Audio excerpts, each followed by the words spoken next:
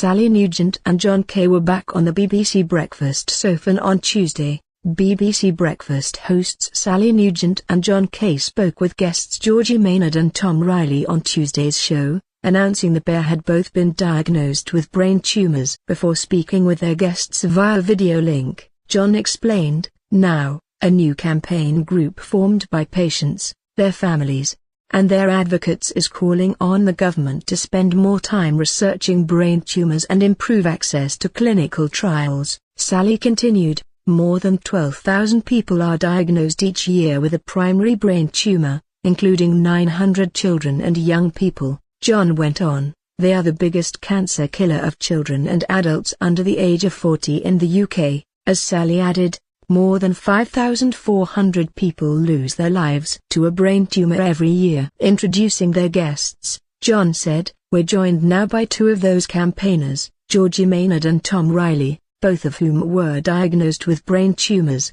Thank you so much for joining us this morning. Good to see the sun shining in central London.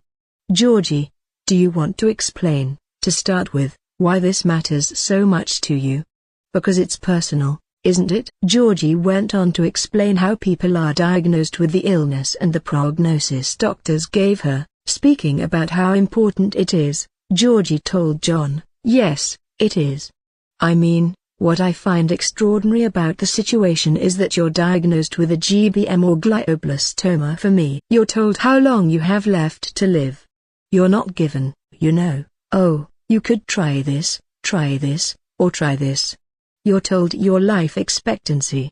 It is very short. Mine is 12 to 18 months to live for. What is the average age? It can get to 5%, it can get to 5 years. So we have set this up today over time, but to drive more interest, awareness, and attention into brain cancer, because we desperately need it.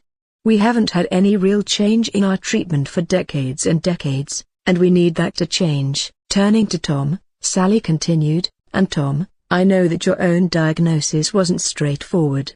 Just tell us what happened to you." Tom explained, "Well, in my situation, I was initially diagnosed after having a seizure at work, which is where it was discovered, but not immediately. It was only actually after I was sent home with a suspected hematoma that, a day later, I was called back by the hospital to be admitted and told that I had a brain tumor. And obviously that was quite shocking, but great to absolutely know and to be able to deal with it. But I think what the challenge is, and is why we brought this group together to start this campaign, is that there are so many disparities across the country in different health units, different hospitals, and one of the things that we really want to push for is having an equal amount of knowledge, a high amount, ideally, every single unit, so no one is being misdiagnosed when they first have to go into the hospital." He went on to add, "Something needs